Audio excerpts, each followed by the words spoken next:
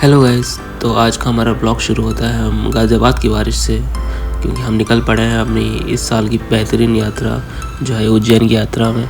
तो गाज़ियाबाद से हम निकल पड़े अपनी बस के लिए और रास्ते में बारिश हो रही थी। हमने अपना बस लिया और निकल पड़े हम यात्रा के लिए।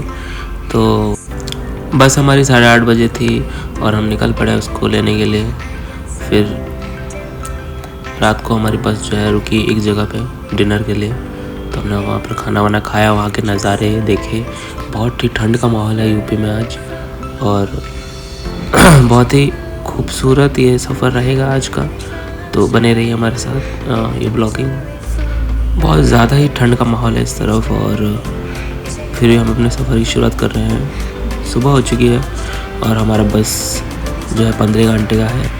तो सफ़र बहुत लंबा है पर फिर भी कोशिश रहेगी कि इस सफ़र को और भी बेहतरीन और सुनहरा बना। सुबह हो चुकी है और हमारी बस एक जगह पे रुकी हुई है। हम ब्रेकफास्ट करने के लिए रुके हैं। तो नज़ारा बहुत ही ज़्यादा खूबसूरत है उज्जैन का। पहुँचे नहीं है उज्जैन तो पहले हम लेंगे हमारी चाय की चुस्कियाँ सुबह सुबह। फिर नज़ारों को देखते देखते हम अपने बस में ट्रैवल करेंगे बेहतरीन पहुँचने के लिए। 15 घंटे और कुछ समय बाकी है।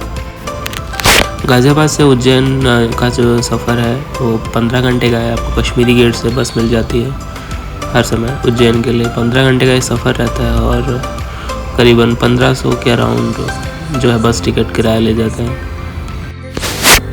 तो ये बस जो है इंदौर से होते हुए उज्जैन जाती है और रास्ते में आपको बहुत सारे खूबसूरत नज़ारे देखने मिलेंगे। विंड मिल मिलेंगे आपको घूमते हुए और बहुत ही ठंड का माहौल है इस तरफ, कम है पर फिर भी जो नज़ारे हैं आपको बहुत ही खूबसूरत लगेंगे देखते देखते। बस का सफ़र है। पहुंच गए हम उज्जैन फ़िलहाल अपने ई रिक्शा से। तो रास्ते में हमने सोचा कि थोड़ा सा ब्रेकफास्ट किया जाए। तो हम फिर उतरे रेस्टोरेंट में उज्जैन के और हमने फिर थोड़ा सा मेन्यू को चेक किया कि आज के मेन्यू में क्या है।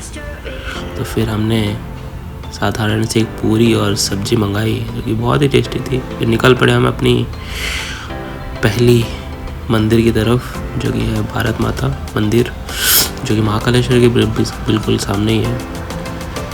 तो रास्ते में हम लोग चलते चलते देखे कि अमरूद, बड़े बड़े खूबसूरत अमरूद, साथ ही साथ दुकानें भी बहुत खूबसूरत है जहाँ पर आपको मालाएं मिल जाएंगी, शिवलिंग मिल जाएंगे और बहुत ही नेकलेस वाला हर तरह।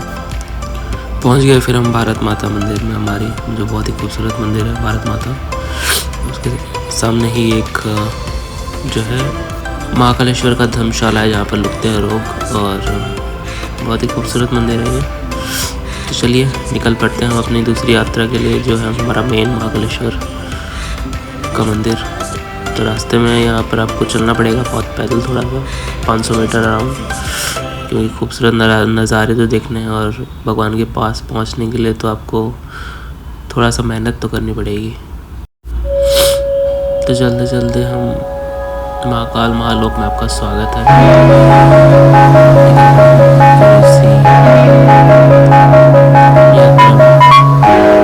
खूबसूरत स्ट्रक्चर बनाया हुआ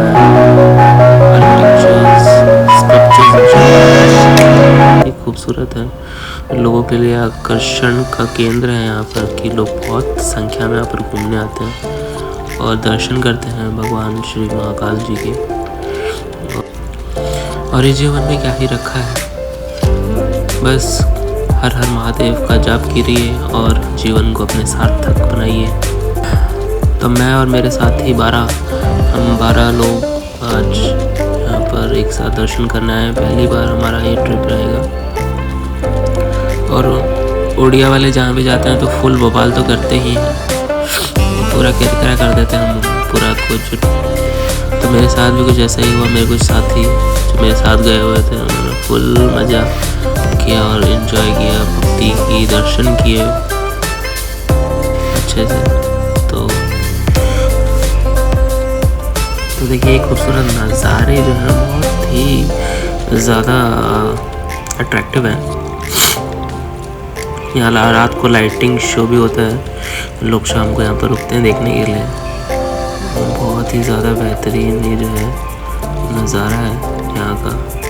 मूर्तियाँ बनाई हुई हैं यहाँ पर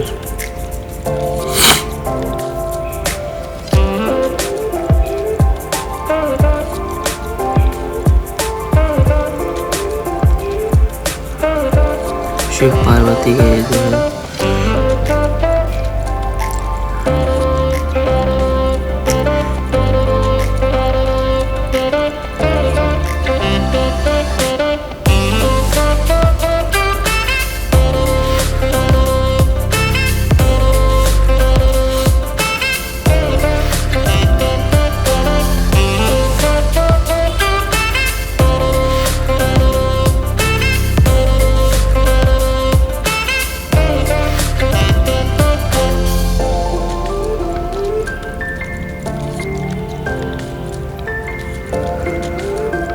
तो 500 मीटर की दूरी तय करने के बाद हम पहुंच गए महाकाल के इस दरबार में। बहुत ही खूबसूरत से सजाया हुआ है महाकाल का ये मंदिर।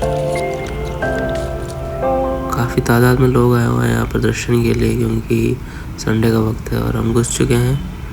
बहुत ही खूबसूरत ये नज़ारा शिवलिंग का। हर हर महादेव। दर्शन करने के बाद हम बाहर निकल चुके हैं अपने दोस्तों के साथ, क्योंकि दर्शन बहुत ही सुखमय तो हो गया। बहुत ज़्यादा भीड़ थी आज, क्योंकि शनिवार, रविवार और सोमवार के दिन थोड़ा सा लोग बहुत ज़्यादा तादाद में आते हैं घूमने के लिए। तो दर्शन करने के बाद हमने महाकाल के हम चले गए हमारे दूसरे डेस्टिनेशन की तरफ।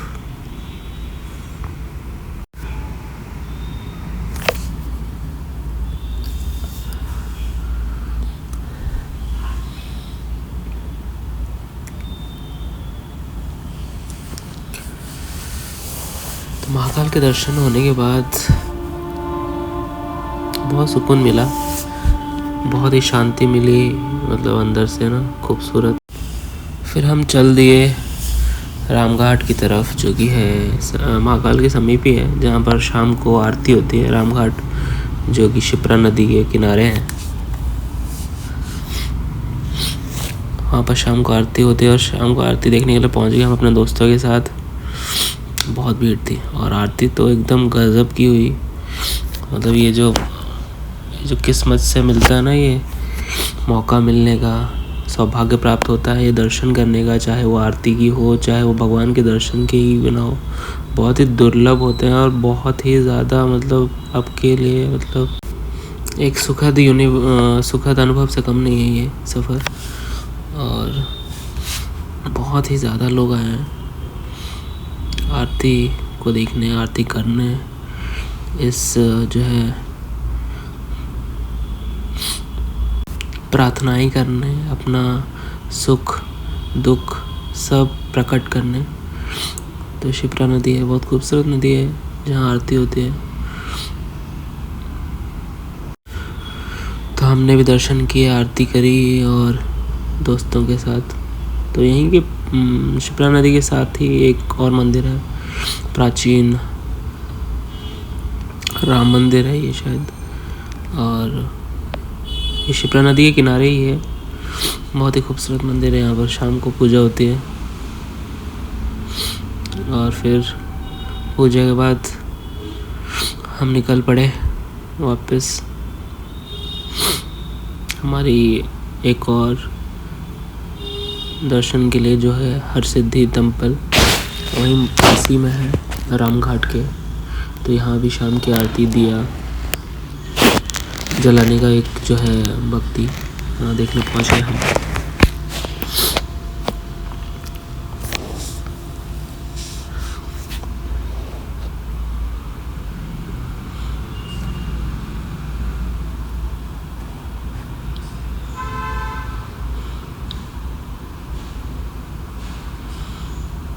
ये एक्सपीरियंस एक्चुअली बहुत ही मतलब I can't even express in my words actually.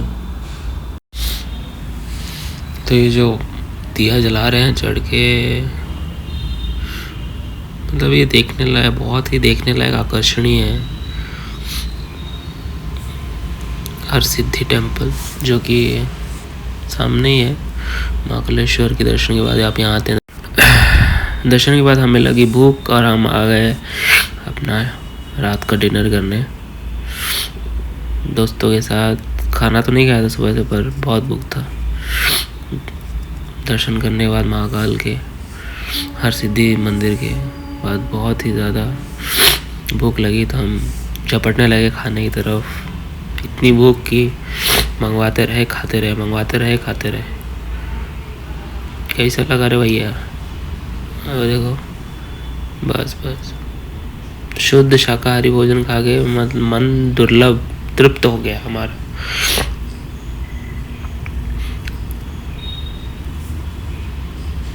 बस बस फिर रात का डिनर करने के बाद हम चल दिए अपने रूम की तरफ और आज का पहला दिन समाप्त हुआ।